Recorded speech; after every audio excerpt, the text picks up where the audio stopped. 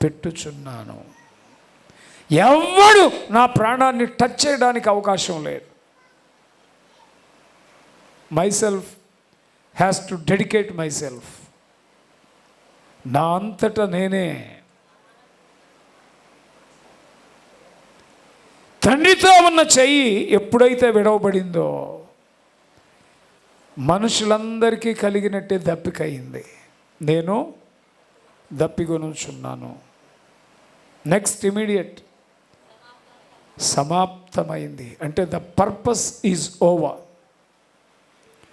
ఏ ఉద్దేశంతో వచ్చానో అది అయిపోయింది. ఒక ఆయన చెప్తున్నాడు ఈ మాట, సమాప్తమైంది అనే మాట అంట ప్రభు నిస్సహాయతలో రక్తమంతా కారిపోయి వీపు నాగడి చాలవలే దున్నబడి కొరడాలతో కొట్టబడి బల్లెముతో పొడవబడి ముండ్ల కిరీటంతో ఒత్తబడి ఇంక నా పని అయిపోయిందిరా, ఇక చచ్చిపోవటమేరా అని పలికి నిద్రించాడంట. ఆయన పాపమెరుగని యవన రక్తమైంది. సిలువ వేయబడిన ఏ మనిషి అయినా కొన్ని రోజుల పాటు విలపించి విలపించి విలపించి ఎప్పటికో చేస్తారు. ఉదయం సిలువ వేశారు, 3 గంటలకు ఆయన కేక వేసి చనిపోయాడు అనగానే పిలాతుకి అక్కడున్న వారికి ఆశ్చర్యం వేసింది. ఎట్లా సాధ్యం ఇది? సిలువ మరణం పొందేవాడు కొన్ని రోజుల నిడివి శ్రమను అనుభవించి చావాలి, వెంటనే చనిపోయాడు. ఎట్లా సాధ్యం ఇది? సాధ్యం. ఎందుకంటే నా ప్రాణము నేనే. స్తోత్రం, స్తోత్రం. ఈయన ఈ గడియ నుంచి తప్పించు. ఏ గడియ? మరణ గడియ కాదు. వచ్చిందే మరణానికి, ఇంకా గడియ తప్పించేదేముంది? శ్రమ గడియ కాదు. అతడు నలగొట్టబడుట యెహోవాకు ఇష్టమాయెను. మళ్ళీ ఇంకే గడియ? శ్రమ పొందడం ఇష్టమే, మరణించడం ఇష్టమే. కానీ ఆయనకిష్టము కాని గడి ఏంటంటే తండ్రితో ఉన్న సంబంధం తెంచుకోవడం ఇష్టం లేదు. స్తోత్రం, స్తోత్రం. అప్పుడు అడిగాడు, తప్పించయ్యా, గిన్నె తీసేయ్యా. విన్నాడా? విన్నాడా? గిన్నె తీసేస్తే, ఆ గడియ తప్పిస్తే మరణమేని తాకదు. మరణమేని తాకకపోతే మృతతుల్యమైన మన జీవితాలు రక్షణ పొందలేవు. చప్పట్లు కూడా దేవుని స్తుతించుదాం. మృతతుల్యమైన మానవ జాతి మరణము నుంచి విడిపించాలి అంటే ప్రభువు తానే మరణములో ప్రవేశించాలి. ప్రభువు తాను మరణములో ప్రవేశించాలి. మరణం నిర్వీర్యము కావాలి అంటే తండ్రితో ఉన్నటువంటి అనుబంధం తెగిపోవాలి. ఇప్పుడు నేను ఎందుకు చెప్తున్నాను ఈ మాట అంటే, అందరి ప్రార్థనలు ఆయన వింటాడు. ఎవరి ప్రార్థన అయినా వినడు అంటే వేషధారణతో ఉన్న ప్రార్థనలు వినడు. దేవునికి అనుకూలంగా యుక్తంగా ఉండకపోతే కూడా వినడు. మరి ఆయన పరిశుద్ధుడే కదా, జనితైక కుమారుడే కదా. కొన్నిసార్లు మనమెంత యోగ్యంగా ఉన్నా దేవుని చిత్తం మన పట్ల నెరవేర్చబడడానికి యోగ్యులైన ప్రార్థనలు కూడా ఆలస్యం చేస్తాడు, కొన్నిసార్లు వినడు. ఎవరయ్యా స్పష్టమైన ఎగ్జాంపుల్ ఎవరంటే యేసుక్రీస్తు. స్తోత్రం, స్తోత్రం. మళ్ళీ మొదట్లోకి వెళదాం. దానియేలు ప్రార్థన దేవుడు విన్నాడు. వినిన ప్రార్థనకి సమాధానం కూడా పంపాడు. పంపబడిన సమాధానం వెంటనే దానియేలుని చేరడానికి ఇట్ టుక్ టైం పట్టింది. ఎందుకు అంటే లోకాధికారి సమాధానం తీసుకొచ్చే దూతను అడ్డగిస్తే ఈ దూత మరలా దేవునికి ఏకరువు పెట్టగా మిఖాయేలు దిగి వచ్చి సహాయం చేస్తే అప్పుడు లైన్ క్లియర్ అయిపోతే అప్పుడు వచ్చింది సమాధానం. స్తోత్రం. వాక్యాన్ని వింటూ ఉండగానే మనలో ఎవరైనా ప్రార్థనకి సమాధానం రావడం లేదు అని అంటే మన ప్రవర్తన సరిగా లేదేమో మార్చుకోవాలి. లేదు, నేను చాలా జాగ్రత్తగా ఉన్నాను, వాక్యానుసారంగా ఉన్నాను, అయినా నా ప్రార్థనకి సమాధానం రావడం లేదు అనుకుంటే కొన్నిసార్లు దేవుని చిత్తం మన పట్ల నెరవేర్చబడ్డానికి కూడా ప్రార్థనకు సమాధానం ఆలస్యం చేస్తాడు. Praise the lord, praise the Lord. ఇప్పుడు ఈ దూత రాగానే దానియేలుతో పలికిన మాట ఏంటి? చదవండి. ఇప్పుడు దానియేలు పేరేంటి? ఆయన స్నేహితుల పేర్లేంటి? దానియేలు స్నేహితులు షద్రకు, అవేనంటారా వారి పేర్లు? అసలు పేర్లు హనన్యా, మిషాయేలు, అజర్యా, వాళ్ళ ముగ్గురు పేర్లు. మరి ఈయన పేరు బెల్తషాజరు. ఏం పేరు? ఈ రాజ్యానికి వచ్చిన తర్వాత ఈ రాజు మార్చుకున్నాడు. దానియేలని, షద్రకు, మెషాక్, అబేద్నెగోలని పేర్లు మార్చబడింది. రైట్. దేవదూత దిగి వచ్చి ఇప్పుడు దానియేలుని ఏమని సంబోధిస్తూ మాట్లాడుతున్నారు? 10వ అధ్యాయం దానియేలు గ్రంథం 18వ వచనం నుంచి చదవండి. అతడు మరలా నన్ను ముట్టి నన్ను బలపరచి నీవు బహుప్రియుడవు భయపడకుము. యేసు ప్రభు కంటే కూడా ఎక్కువ కితాబు. యేసు ప్రభు బాప్తిజం పొందినప్పుడు నీళ్లలో దిగగానే తండ్రి స్వరం ఏమని వినపడింది? ఈయన నా ప్రియకుమారుడు, ఇతని యందు నేను. దానియేలు గురించి సాక్షాత్తు దేవుడే తన దూతనంపి పలుకుతున్న మాట ఏంటి? నీవు బహుప్రియుడవు. ప్రియుడు వేరు, బహుప్రియుడు వేరు. నీవు బహుప్రియుడవు, భయపడకుము, నీకు శుభమవును గాక. ఆ మాట అయ్యా, నీవు బహుప్రియుడవు, భయపడొద్దు, నీకు శుభమగును గాక. ఈ రాత్రి నా కాన్సెప్ట్ ఏంటంటే, దేవుడు నా మనసులో పెట్టినటువంటి సంగతి ఏంటంటే, అక్కడ రాయబడింది నీకు శుభమగును గాక దానియేలు విషయంలో.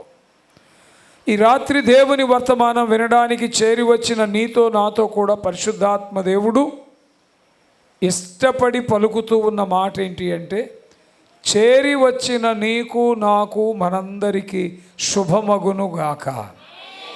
ఇంతకీ ట్రిప్లెక్స్ కంపెనీ, ట్రిప్లెక్స్ సబ్బు తెలుసా మీకు? ట్రిప్లెక్స్ ఆ సబ్బుల కంపెనీ వాళ్ళు కార్లు వాడతారు. కంపెనీలోకి కూడా నేను వెళ్ళా. కంపెనీలోకి వెళ్ళగానే పైన ఆర్చ్ మీద ఏమంటుందంటే శుభం కలుగునుగాక. వారి కార్ల మీద కూడా ఏమని ఉంటుందంటే శుభం కలుగునుగాక.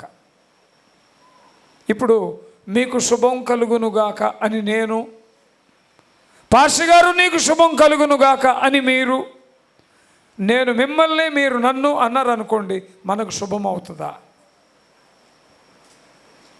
అవుతుందా?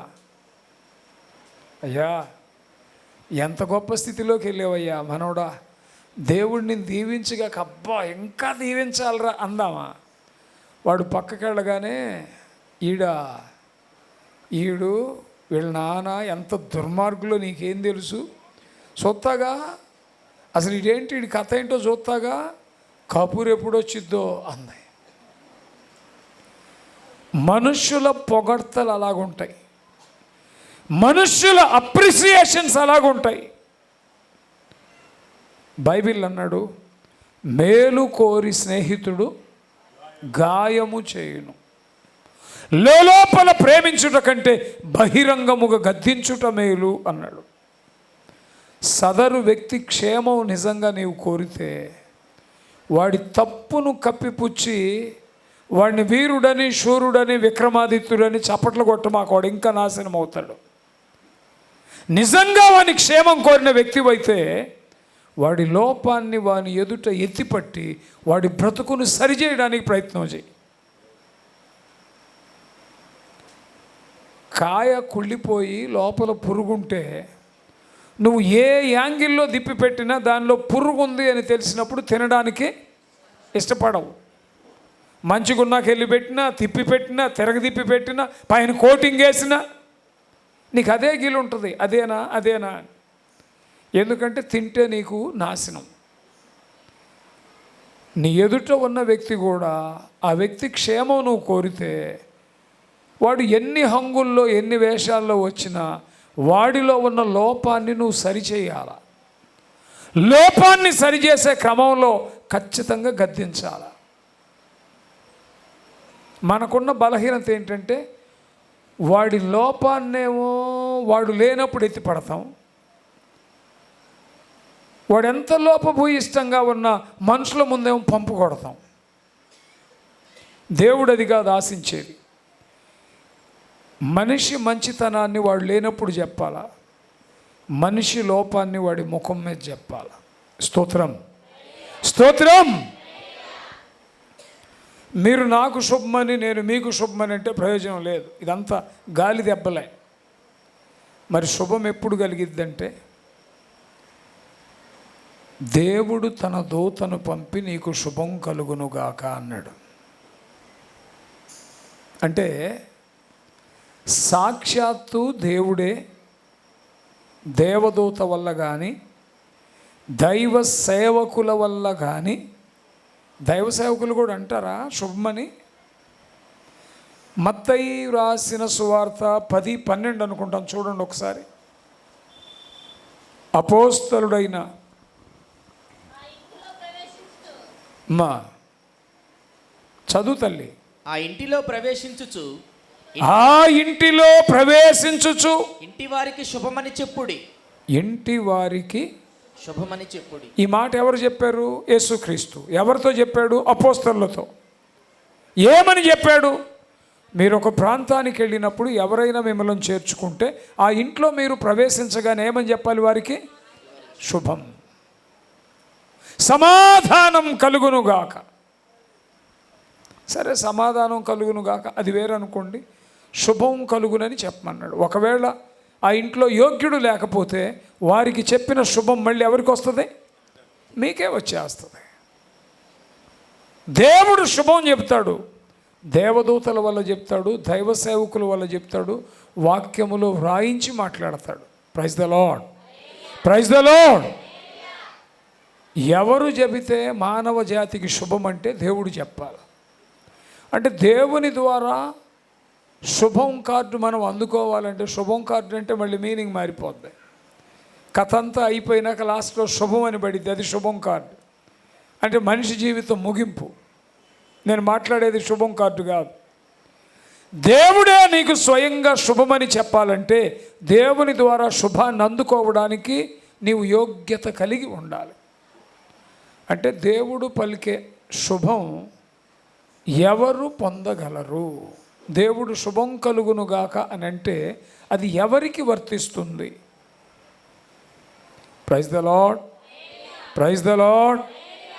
రోమీలకు రాసిన పత్రిక 1వ అధ్యాయం 2వ వచనం చదవండి త్వరగా. రోమీలకు రాసిన పత్రిక 1వ అధ్యాయం 2వ వచనం. దేవుని సువార్త నిమిత్తము ప్రత్యేకింపబడిన వాడనైనా పౌలు రోమాలో ఉన్న దేవుని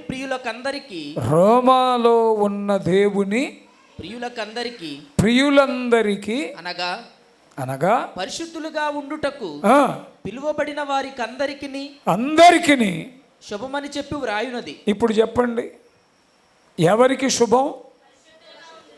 పరిశుద్ధులకు, అనగా దేవుని ప్రియులకు.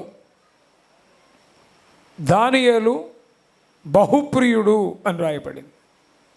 స్తోత్రం స్తోత్రం. రోమాలో ఉన్న పరిశుద్ధులు అనగా దేవుని ప్రియులు అని రాయబడింది.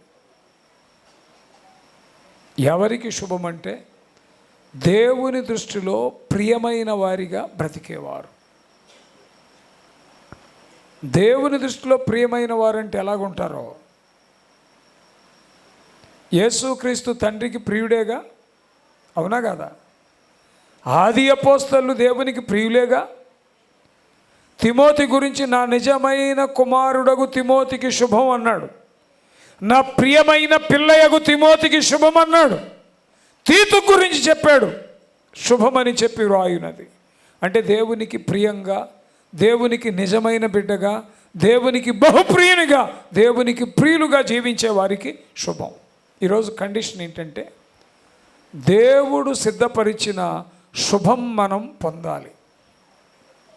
పొందాలి అని అంటే ఎలాగుంటే మనకు ఆ పదం వర్తిస్తుంది, దాన్ని సొంతం చేసుకుంటామంటే దేవునికి ప్రియులుగా బ్రతకాలి, దేవునికి బహుప్రియులుగా బ్రతకాలి, దేవునికి నిజమైన పిల్లలుగా బ్రతకాలి. యేసు ప్రభు తండ్రికి ప్రియుడేగా. మరి తండ్రికి ప్రియునిగా ఉన్న యేసు ప్రభువుని తప్పించొద్దా మరణం నుంచి? జాగ్రత్త వినండి, తప్పించాలి వద్దా? అమ్మా వినిపిస్తుందా మీకు? వినిపిస్తుంది కానీ అర్థం కావట్లేదు అనేవారు స్తోత్రం చెప్పండి. లేదు పాస్టర్ గారు మాకు బాగానే అర్థమవుతుందని ఎవరు ఒకసారి రెండు చేతులే దేవునికి స్తోత్రం చెప్పండి. యేసు ప్రభు తండ్రికి ప్రియుడు. మరి దేవునికి ప్రియంగా బ్రతికే వారిని దేవుడు శ్రమల నుంచి, కష్టాల నుంచి, మరణం నుంచి, విపత్తు నుంచి, శాపం నుంచి తప్పించాలి. అదేగా మనం కోరుకునేది. అయ్యా నీ ప్రియమైన బిడ్డగా నేను జీవిస్తున్నాను, నన్ను కాపాడయ్యా. మరి యేసు ప్రభు తండ్రికి ప్రియమైన కుమారుడా కాదా? ఎట్లా చచ్చిపోయాడు? ఎలా చచ్చిపోయాడు? ఈరోజు పునరుద్ధానం. నిన్నగాక మొన్నేగా సిలువ చెంత చెరినాడు పాడుంటారు ఈ పాటలన్నీ మీరు. క్రైస్తవులకు పరిపాటి ఏంటంటే, సంవత్సరంలో ఒకరోజు సిలువ వేస్తారు, సంవత్సరంలో ఒకరోజు తిరిగి లేపుతారు, సంవత్సరంలో ఒకరోజు పుట్టిస్తారు. గుర్తు చేసుకోవడం మంచిదే, కానీ ఆచార సంబంధంగా వెళ్ళడం కరెక్ట్ కాదు. ఆయన సిలువ మరణం సంవత్సరంలో ఒక్కరోజు కాదు, మన బ్రతుకు దినాలన్నీ హృదయంలో భద్రం చేసుకోవాలి. ఆయన పునరుద్ధానం వాక్యమెరిగిన ప్రతి ఒక్కరూ ఆయన వలె పునరుద్ధాన్ని అచీవ్ కావడానికి బ్రతకాల. స్తోత్రం. దేవునికి ప్రియుడు, తండ్రికి ప్రియుడైన యేసుక్రీస్తు ఎలా చనిపోయాడు? సిలువ మరణం. అవునా కాదా? ఇప్పుడు క్రైస్తవ ప్రపంచంలో ఉన్న ఒక భయంకరమైన అనుమానం ఏంటంటే, ప్రవీణ్ కుమార్ పగడాల చనిపోయాడు అంటే తప్పేమో, చంపబడ్డాడు. Literally there is no evidence. కానీ మన అంతరాత్మకు తెలుసు, మనస్సాక్షికి తెలుసు, చంపారో చనిపోయాడో తెలుసు. నేను ఇందాక దారిలో వస్తుంటే ఒక తమ్ముడు చెప్తున్నాడు నాతో, మధ్యాహ్నం ఆరాధనకి వెళ్ళినప్పుడు, ఈ నెల 16వ తారీఖున సుప్రీంకోర్టు హీరింగ్ ఉందంట. హైకోర్టు కాదు, సుప్రీంకోర్టు. దేనికి హీరింగ్ అంటే ఫైనల్ హీరింగ్ అంట. ఏ విషయంలో అంటే, భారతదేశంలో యాంటీ కన్వర్షన్ బిల్ అనేది ఉండొద్దు అని ఈయన వాదిస్తున్నాడంట. ఈ సంగతి తెలియదు. నిజంగా గొర్రెలమే మనం. కళ్ళుండి చూడలేని, చెవులుండి వినలేని, హృదయం ఉండి ఆలోచన లేని బ్రతుకులు. ఎవడో ఒకడు త్యాగం చేస్తే వచ్చిందని అనుభవించడానికి తప్ప, క్రీస్తు ప్రభు రక్తములో కడగబడిన తరువాత దేవుని కోసం, సంఘ అభ్యున్నతి కోసం మనం ఏం చేశాము అనేది $1 మిలియన్ ప్రశ్న. యేసు ప్రభువుని నమ్మి నాకు అది ఇవ్వయ్యా, ఇది ఇవ్వయ్యా, అది ఇవ్వు ప్రభు, ఇది ఇవ్వు ప్రభు, నన్ను దీవించు ప్రభు, ఆశీర్వదించు ప్రభు అనడమే తప్ప, నీ కోసం నేనేం చేయాలి ప్రభు అనేటువంటి వైరాగ్యముతో కూడిన సవాలుకరమైన ప్రశ్న లేదు మనలో. పాజిటివ్గా ఉందంట కోర్టు. లాయర్ని పెట్టుకోమంటే ఈయనే వాదిస్తూ వచ్చాడంట. ఈ నెల 16కి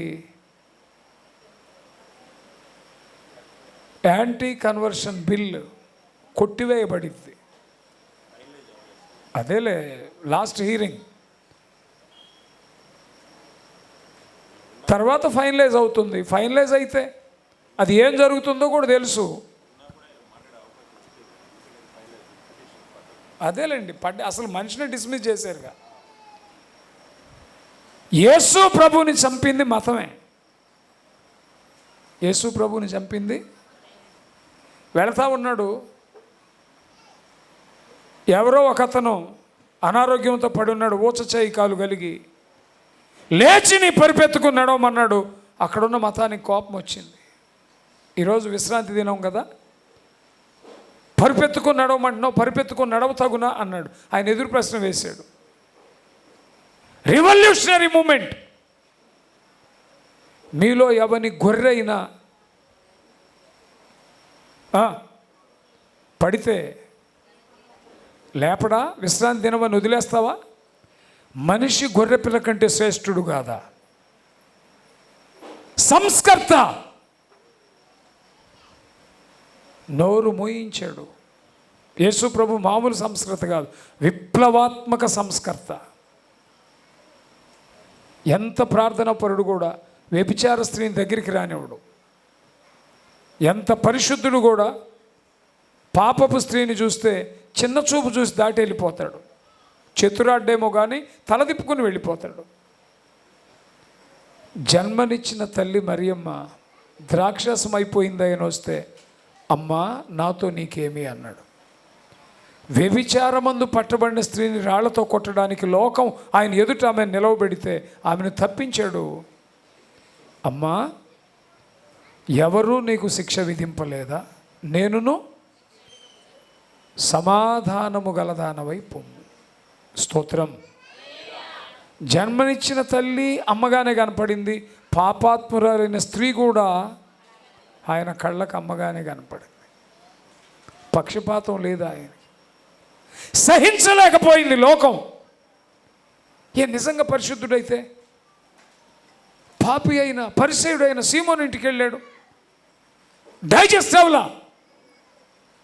ఆయన చేస్తూ వచ్చినటువంటి కార్యాలన్నీ విమర్శనాత్మకంగానే మిగిలిపోయినాయి.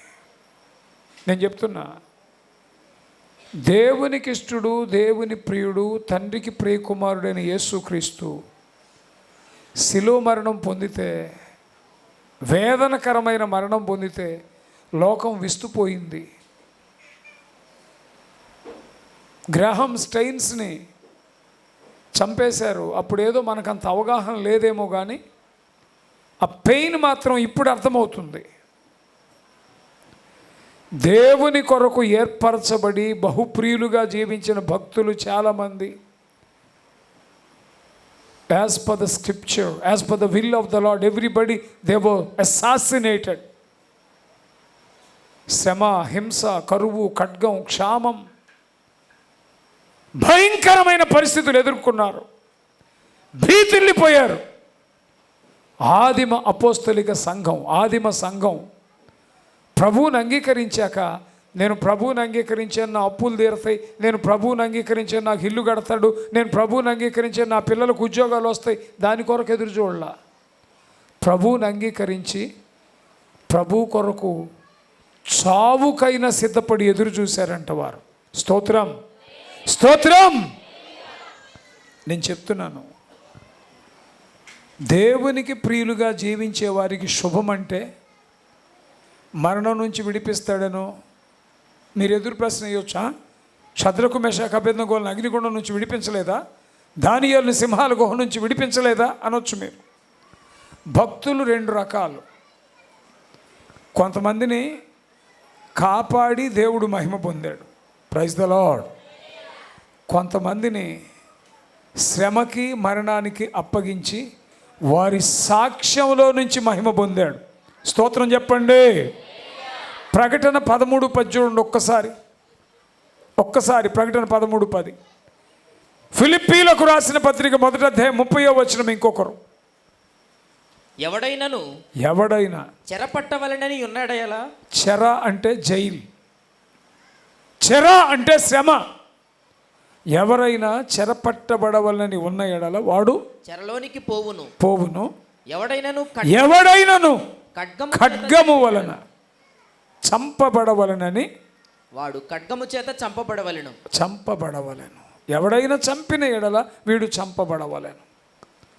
చెర అంటే శ్రమ, ఖడ్గం అంటే చావు. దేవుని ప్రియులైన వారు సత్యస్థాపన కొరకై, సంఘస్థాపన కొరకై, దైవ ప్రేమ లోకములో స్థాపించడానికి శ్రమపడాలని దేవుని చిత్తమైతే శ్రమపడాలి. మరణానికి అప్పగించబడడం దేవుని చిత్తమైతే మరణానికి అప్పగించబడాలి. ఈ భౌతిక పరిస్థితులను చూసి మనం ఏమనుకుంటామంటే ఏదో లోపం ఉండి ఉంటుంది, ఏదో తప్పు ఉండి ఉంటుంది. మా తమ్ముడు బాలరాజు అని ఉన్నాడు, పాస్టర్ గారు, ఏజెన్సీ ఏరియాలో చేస్తాడు. నేను అడిగాను వ్యక్తిగతంగా, ఈ పాస్టర్ గారు బాగా తెలుసు మనోడికి.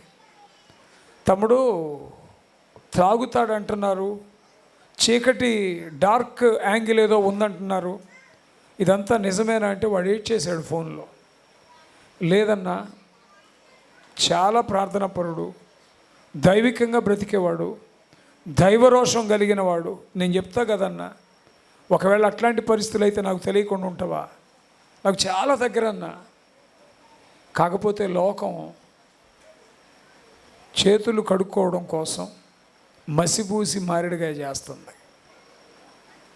మనుషుల కళ్ళు కప్పగలం, లోకంలో సాక్ష్యాన్ని గొంతు నులమగలం, లోకంలో మనుషులకు అర్థం కాకుండా చేయగలం, కానీ సమస్తాన్ని తేటగా చూసే ఒక కన్ను పరలోకంలో ఉంది. స్తోత్రం చెప్పండి. Praise the Lord. నేను చెప్తున్నా, దేవుని ప్రియునిగా జీవించేవాడికి శుభం. బహుప్రియులుగా జీవించిన దానియేలుకి శుభం. శుభం అనగానే మీరేమనుకోవాలంటే, దానియేలును సింహాల గుహ నుంచి అందుకే కాపాడాడు దేవుడు. మనం కూడా ఆయనకు ప్రియులుగా ఉంటే మనల్ని కూడా కష్టకాలంలో కాపాడతాడేమో అనుకుంటాం మనం.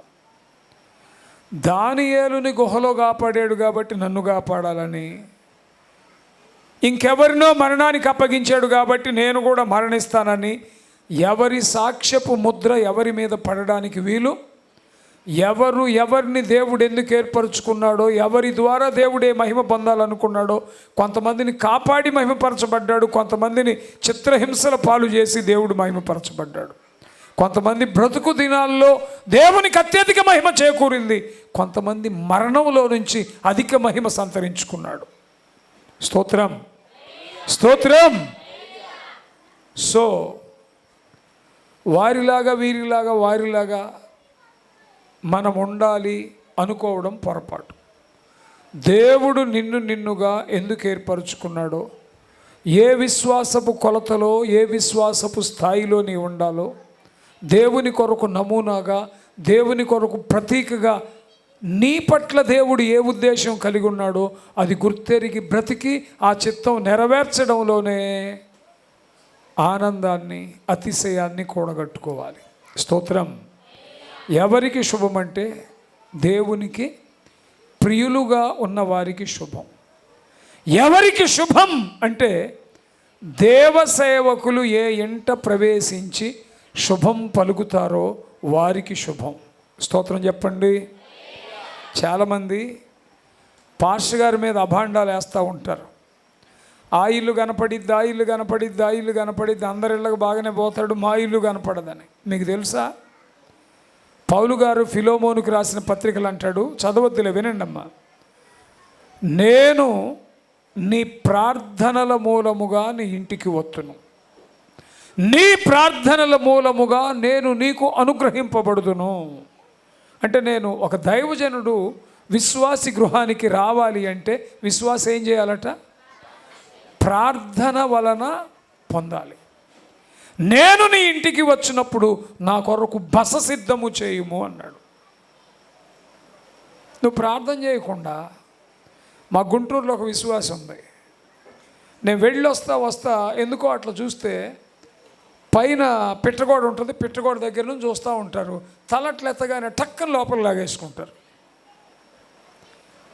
అంటే దైవజనుడు నీ ఇంటికి రావాలి, దైవజనుడి ఇంటికి వస్తే టైం వేస్ట్, దైవజనుడి ఇంటికి వస్తే ఖర్చు, దైవజనుడి ఇంటికి వస్తే ఇంకేదో జనం ముందు మాత్రం మళ్ళీ షో చేస్తారు. దైవ సేవకుడు నీ ఇంటికి రావాలి అంటే నువ్వు ప్రార్థన చేయాలి. నీ ప్రార్థనల మూలంగా దైవజనుడు నీ ఇంటికి వచ్చినప్పుడు, ఒకవేళ దైవజనుడు ఖాళీ పాత్ర అయినా సరే, గాడిద జంతువైనా సరే, ప్రభు గాడిద మీద అధిరోహించినప్పుడు గాడిదకు విలువ వచ్చింది. స్తోత్రం. ఖాళీ పాత్రగా ఉన్నా కూడా దైవజనుడు నీ ప్రార్థనలు ఎత్తిపట్టినప్పుడు నిండుకొనినటువంటి అనుభవంతో దైవజనుడు నీ ఇంటికి వస్తాడు. పౌలు అంటాడు, దేవుని ఆత్మ నాకు సమృద్ధిగా కలుగునట్లు మీరు ప్రార్థన చేయండి అంటాడు ఫిలిప్పీ పత్రికలో. స్తోత్రం, స్తోత్రం. ఎవరైతే ప్రార్థనా పరులుగా ఉంటారో ఆ ఇంటికి శుభం. అది కూడా అన్నాడు కొరింథీయులకు రాసిన మొదటి పత్రిక 1వ అధ్యాయం 2వ వచనం.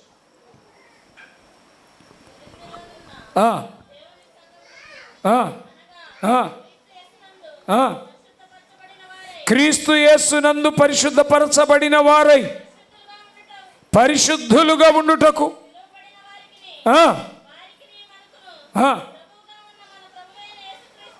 ప్రభువుగా ఉన్న మన ప్రభు అయిన యేసుక్రీస్తు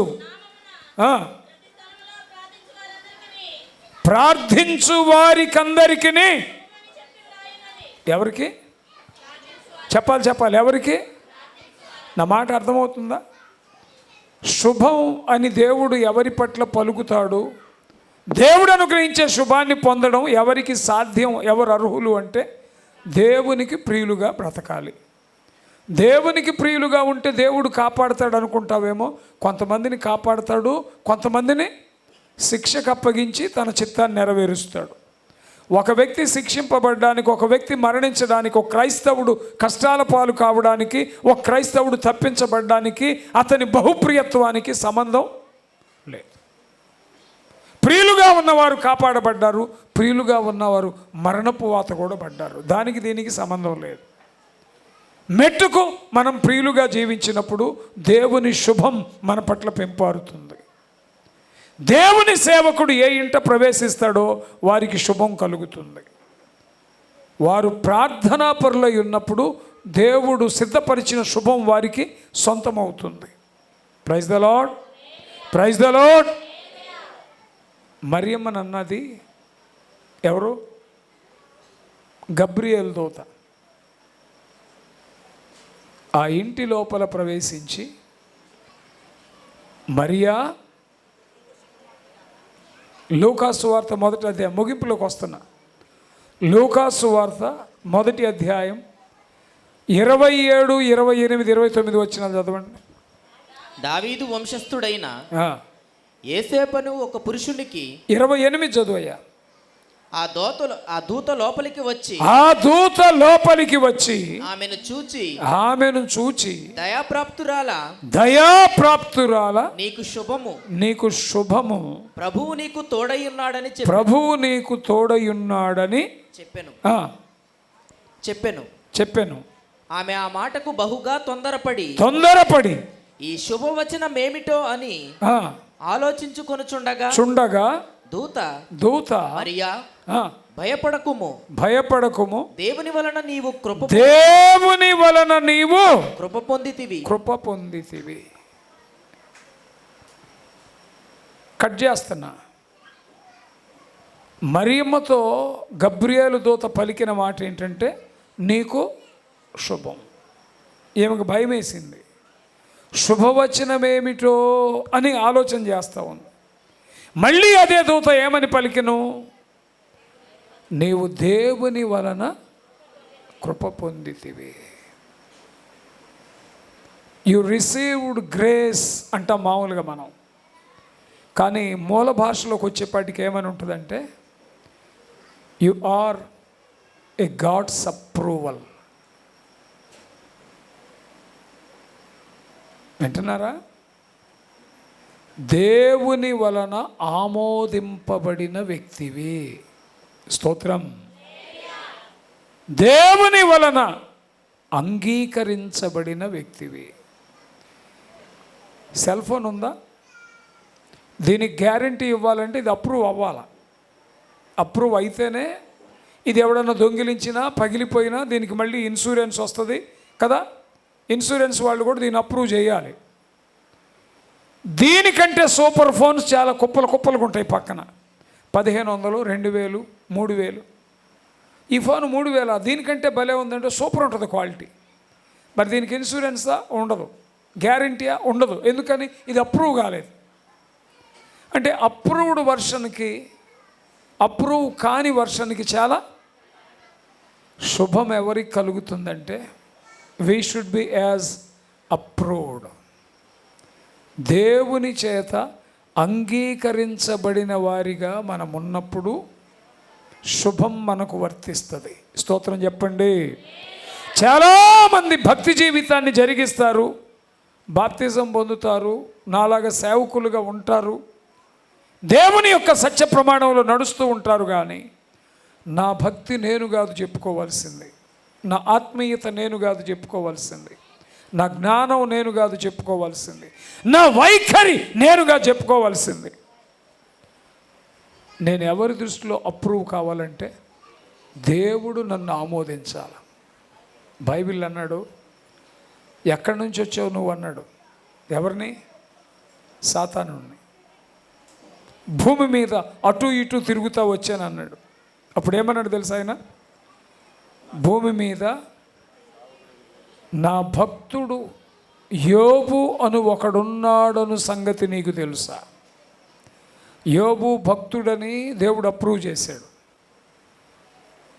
ఆయన భయభక్తులు కలిగిన వాడని, చెడుతనమును విసర్జించాడని, నీతిమంతుడని, న్యాయవంతుడని దేవుడు అప్రూవ్ చేశాడు. వెరసి వాక్యం చెప్తుంది ఏంటంటే మన భక్తిని దేవుడు అప్రూవ్ చేయాలి. ఏదో 1 గంట సేపు మీ ముందు నిలబడి నేను వాక్యం చెప్పినంత మాత్రాన సరిపోదు. నా జ్ఞానం ఏంటో, నా భక్తి ఏంటో, నా పరిశుద్ధత ఏంటో, నా ఆత్మీయత ఏంటో, నా జీవితం ఏంటో దేవుడు నన్ను ఒప్పుకోవాలి. స్తోత్రం. దేవుని ఫ్రేమ్లో నేను సూట్ అవ్వాలి. ప్రియమైనటువంటి దేవుని బిడ్డలారా, ఎవరికి శుభం అంటే దేవుని ద్వారా యాక్సెప్టెడ్ వర్షన్కి, దేవుని ద్వారా ఆమోదించబడిన భక్తి జీవితం కలిగిన వారికి. నా భక్తుడైన యోబు అని ఒకడున్నాడు. యోబు దేవుని చేతిలో సవాలుకరమైన పాత్ర. కష్టాలు రాగానే చాలామంది అంటారు, ఎందుకోనన్నయ్య సాతానుడు నన్ను భలే శోధిస్తున్నాడు అన్నయ్య అంటారు. సాతానుడు మనల్ని శోధిస్తాడంటారా? ఏమ్మా, సాతానుడు మనల్ని శోధించాలంటే మనకు చాలా స్టాండర్డ్స్ కావాలి తెలుసా? పిచ్చివాళ్ళ జోలికి రాడు సాతానుడు. నన్ను దీవించు, నన్ను దీవించు, నన్ను దీవించు అనుకునే వాళ్ళని అసలు కన్నెత్తి కూడా చూడవాడు. ఎందుకంటే నీ భక్తితో వాడికి పని, నీ పరిశుద్ధతో వాడికి పని, నీ ఆత్మీయతతో వాడికి పని. నువ్వెంత దీవించబడితే వాడికి బాధ ఏముంది భౌతికంగా, లోక సంబంధంగా? నేను నీ కొరకు పవిత్రంగా బ్రతకాలయ్యా, నాలో పాపము లేని జీవితం ఇవ్వయ్యా అని అడిగావా, వాడు ఎక్కడున్నా సరే ఒక్క దుర్బిణి నీ మీద వేస్తాడు. నువ్వు అప్పులు తీర్చమని అడుగు, ఉద్యోగాలు ఇమ్మని అడుగు, పెళ్ళిళ్ళు చేయమని అడుగు, ఇళ్ళు కట్టమని అడుగు, ఎన్నైనా అడుగు, వాడికి అసలు పెయినే ఉండదు. వాడికి నొప్పి ఏంటో తెలుసా? పాపము లేని భక్తి జీవితం నాకు కావాలి, నీ చిత్తంలో నేను బ్రతకాలి ప్రభు అని అడిగావా, వాడికి పెయిన్ స్టార్ట్ అయింది. యోబుని సాతానుడు శోధించాడు, పౌలును శోధించాడు, క్రీస్తు ప్రభువుని శోధించాడు. నిన్ను నన్ను సాతానుడు శోధించాలంటే మనం కూడా ఒక యోబు గారిలాగా, ఒక పౌలు గారిలాగా, ఒక క్రీస్తు ప్రభువులాగా ఆ స్టాండర్డ్స్లో ఉంటే కానీ అప్పుడు వాడు శోధిస్తాడనేది నిజం. మరి మనకు కలిగే శోధనలు సాతానుడు దాకా వెళ్ళొద్దు. మనకు కలిగే శోధనలు ప్రతివాడు స్వకీయ దురాశ చేత ఏడవబడి మరులగొల్పబడిన వాడై శోధింపబడును. మనకు కలిగే శోధన మన మనసే మనకు శోధన. స్తోత్రం, స్తోత్రం. సో నీ భక్తి, నీ ఆత్మీయత, నీ పరిశుద్ధత, అసలు నిన్ను దేవుడు అప్రూవ్ చేయాలి. ఎవరిని దేవుడు అప్రూవ్ చేస్తాడో వారికి శుభం. స్తోత్రం, స్తోత్రం. శుభం అనే మాటకి మంచిది అంటాడు. శుభం అనగా మంగళకరం అంటాడు. శుభం అనగా యోగ్యము అంటాడు. సినానిమికల్ టర్మ్స్ చాలా ఉన్నాయి శుభం అనే మాటకి. అంటే మంచి జరుగును గాక. మీరు నేను అనుకున్నట్టు మంచి జరగడం అంటే శరీర సంబంధమైన మంచిగా దీన్ని తీసి పక్కన వేయండి. ఆత్మ సంబంధంగా శుభం కలగడానికి దేవుడు మనల్ని యోగ్యులుగా ఎంచునుగాక. మరియమ్మకి శుభమని చెప్పాడు దేవదూత. నింద మోసింది, అవమానపడింది, పెళ్లి కాకుండానే గర్భవతి అయిందని భర్తకు తెలిసి వదిలేయడానికి ఇష్టపడ్డాడు. దేవదూత ఏమో శుభం కలుగును గాక అని పలికితే ఏమేమి శుభం ఎదుర్కొంది అసలు? మనం అనుకునే శుభం భూ సంబంధమైన కొలత కొలవద్దు, లోక సంబంధమైన కొలత కాదది. ఇప్పుడు కూడా విమర్శిస్తున్నారు. మరియమ్మ ఎవడో రోమా సైనికుడి వల్ల గర్భధారణ జరిగిందని, యేసు ప్రభు అనేవాడికి బేస్ లేదని, అసలు ఆయన దైవ కుమారుడే కాదని, ఆయన ఒక కల్పిత పాత్రని భీకరమైన విమర్శలు వస్తున్నాయి. వాడికి తెలియని సంగతి ఏంటంటే అసలు లేడు లేడు లేడని నువ్వే చెప్తున్నావు. లేని వ్యక్తిని గురించి ఘంటాపదంగా నువ్వు నిద్ర మానుకుని మరీ విమర్శిస్తున్నావు అంటే ఆయన లేనోడు ఎట్ట అవుతాడు చెప్పండి. స్తోత్రం, స్తోత్రం. భీకరమైన విమర్శల పాలైంది మరియమ్మ. అంటే నా సెన్స్ ఏంటంటే శుభం అనే మాట లోక సంబంధమైంది కాదు, శుభం అనే మాట శరీర సంబంధమైంది కాదు. శుభము అనగా ఇట్ బిలాంగ్స్ టు హై, పర సంబంధమైనది. దేవుడిస్తున్న వాగ్దానం శుభం కలుగునుగాక. దేవుని ప్రియులకి, బహుప్రియులకు ఎంచబడిన వారికి దైవజనుడు తరచుగా ఏ ఇంటికి వెళుతూ ఉంటాడో ఆ ఇంటికి, ప్రార్థనాపరులైన వారికి, దేవుని చేత ఆమోదింపబడిన వారికి శుభం. పేతురు రాసిన 2వ పత్రిక 1వ అధ్యాయం 1వ వచనం ముగించుకుందాం చూడండి. పేతురు రాసిన 2వ పత్రిక 1వ అధ్యాయం 1వ వచనం చదవండి. అపోస్తలుడైన సీమోను పేతురు మన దేవుని యొక్కయు రక్షకుడైన యేసుక్రీస్తు యొక్కయు నీతిని బట్టి మా వలనే అమూల్యమైన విశ్వాసము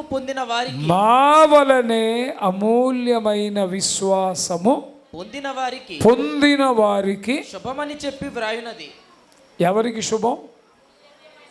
విశ్వాసులకు కాదు. ఎవరికి?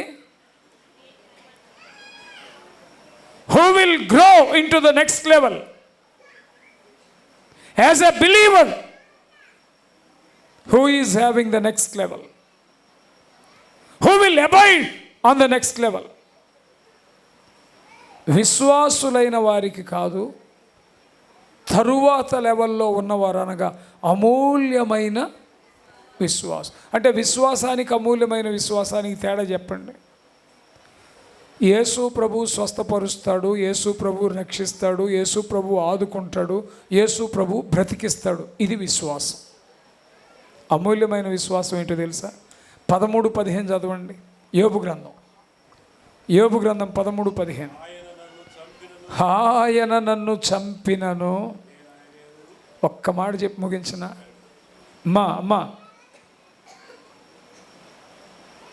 సంసోన్ అంటాడు, అదే సంసోను చరిత్రలో జీవిత కాలంలో అతడు చంపిన వారికి అత్యధికంగా, ఇంకో వర్షంలో రెట్టింపు అని ఉంటుంది, బ్రతికిన దినాలలో అతడు చంపిన వారికి రెట్టింపు మందిని మరణపు రోజున చంపాడంట. అంటే బ్రతికినంత కాలం ఎంతమందిని చంపాడో అంతకి అత్యధికం.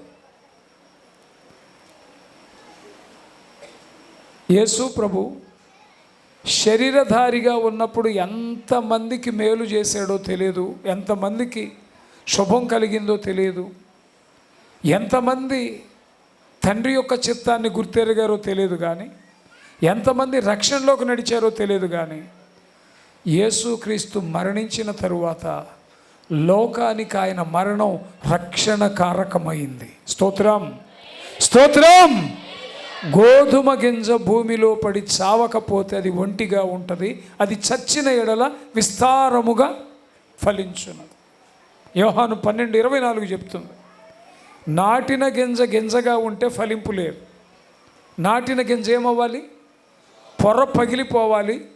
పగిలిన విత్తనంలో నుంచి అంకురం రావాలి. అంకురం కాస్త మొక్క అవ్వాలి. మొక్క కాస్త వృక్షం అవ్వాలి. క్రైస్తవ్యం కూడా ఫర్ రైట్ ఎగ్జాంపుల్ యేసుక్రీస్తు కూడా బ్రతికి ఉన్నప్పుడు జరిగిన సేవ కంటే ఆయన మరణం వల్లనే ప్రపంచంలో క్రైస్తవ్యం వేళ్ళూనింది. స్తోత్రం, స్తోత్రం. దేవుడు నాకు సహాయం చేస్తాడు అనేది విశ్వాసం. సహాయం చేయకపోయినా ఆయన కొరకు చావడానికైనా నేను సిద్ధమనేది అమూల్యమైన విశ్వాసం. Praise the lord, praise the Lord. అంజూరపు చెట్లు పూయకపోయినా, ఒలీవ చెట్లు కాయకపోయినా, ద్రాక్ష చెట్లు ఫలింపకపోయినా, చేనిలోని పైరు పంటకు రాకపోయినా, శాలలో పశువులు లేకపోయినా, దొడ్డిలో గొర్రెలు లేకపోయినా, నా రక్షణకర్తయగు యెహోవా యందు నేను ఆనందిస్తా. There is the precious faith. అమూల్యమైన విశ్వాసం అది. ఆయన నన్ను చంపిన నేను ఆయన కొరకే కనిపెడతా. అమూల్యమైన విశ్వాసం అది. కొంతమందిని కాపాడి ఆయన నామానికి మహిమ వచ్చింది. కొంతమంది ప్రభు కోసం చనిపోవడానికి సిద్ధపడి వారి మరణంలో నుంచి దైవ ప్రేమను లేవనెత్తారు. స్తోత్రం. నా మాటలు ముగింపులోకి తెస్తున్నా. విశ్వాసిగా ఉన్నావేమో, అమూల్యమైన విశ్వాసపు స్థాయిలోనికి నువ్వు లేవాలి. దేవుడు నాకు మేలు చేస్తాడని ఇంకా చిన్నపిల్లల్లాగా ఎదురు చూస్తున్నావేమో, దేవుని కొరకు పానార్పణముగా కూడా ఇష్టపడాలి. దేవుడా నువ్వు నాకేం చేస్తావు కాదు అడగాల్సింది, దేవా నీ కోసం నన్నేం చేయమంటావు అడగాలి. చదువుకునేటప్పుడు అడుగుతావు, డాడీ బట్టలు కావాలి, సైకిల్ కావాలి, బైక్ కావాలి, నాకు అది ఇవ్వు ఇది ఇవ్వు అని. నువ్వు సెటిల్ అయ్యాక ఒక మంచి ఉద్యోగం నీకు వచ్చాక అప్పుడు అడగవు డాడీని, నాకు అది ఇవ్వు ఇది ఇవ్వు అని. అప్పుడు కూడా అడుగుతావు ఏమనంటే, డాడీ బయటికి వెళ్తానని ట్యాబ్లెట్స్ తెమ్మంటారా, డాడీ బట్టలు తెమ్మంటారా, డాడీ ఏం కావాలి మీకు అని అడుగుతావు. అప్పుడు ప్రార్థనే, ఇప్పుడు ప్రార్థనే. కానీ ప్రార్థన ఫ్లేవర్ మారింది. నువ్వు పిన్న ప్రాయంలో ఉన్నప్పుడేమో సహాయం చేయమని అడుగుతావు. ఆధ్యాత్మికంగా ఎదిగినప్పుడు, అమూల్యమైన విశ్వాసంలోకి వెళ్ళినప్పుడు నాకు సహాయం చేయి ప్రభు అని అడగవు. నీ కోసం నన్ను ఏం చేయమంటావు ప్రభు అని అడుగుతావు. బాధ్యతరికి గుర్తెరుగుదాం. దేవుని దృష్టిలో ఎంపిక చేయబడిన వారికి శుభం కలుగుతుంది. ఈ రాత్రి వాక్యాన్ని హృదయాన పెట్టుకుందాం. జీవితాన్ని దేవునికి అనుకూలంగా మార్చుకుందాం. మనల్ని బట్టి అనేకులు తరాలకు దీవెనగా మన సాక్ష్యం మార్చబడినట్లుగా దేవునికి ప్రతీకలుగా జీవితాన్ని కొనసాగించుదాం. మీ అందరికీ శుభమగునుగాక. దేవుడు మిమ్మల్ని దీవించుగాక. ప్రార్థన చేద్దాం. ప్రేమ కలిగిన ప్రీతండ్రి, సర్వాధికారి మీకు స్తోత్రం. విత్తబడిన వాక్యానికి నీరు కట్టి ఫలింపివ్వండి. చేరి వచ్చిన ప్రియులను బట్టి ప్రార్థిస్తున్నాను. విశ్వాసపు స్థాయి నుంచి అమూల్యమైన విశ్వాసములోకి నడిపించండి. మీ ద్వారా ఆమోదించబడిన జీవితం మాకు ఇవ్వండి. అవును నాయనా, మీకు ప్రియులుగా జీవించే ధన్యత ఇవ్వండి. వాక్యానుసారమైన స్థితిలో మమ్మల్ని ఆయుధపరచండి. ప్రియులు మీ సేవకులు యాకోబు గారిని బట్టి, వారి సంఘాన్ని, సంఘ బిడ్డల్ని, కుటుంబాన్ని బట్టి ప్రార్థిస్తున్నాను. మీ సేవకులైన ప్రతి ఒక్కరిని వారి వారి పరిచర్యను బట్టి మీ నామాన్ని ఘనపరుస్తూ, సమస్త మహిమ ఘనత ప్రభావాలు మీకు చెల్లిస్తూ, మీ చిత్తమైతే మరొక పర్యాయం మీ సన్నిధి మాకు దయచేస్తారని నమ్మి ఈ సంఘాన్ని, కుటుంబాన్ని యేసు నామములో దీవిస్తూ విశ్వాసముతో ఈ ప్రార్థన పొంది ఉన్నాము పరమ తండ్రి. ఆమేన్, ఆమేన్, ఆమేన్. Thank you. May God bless you all.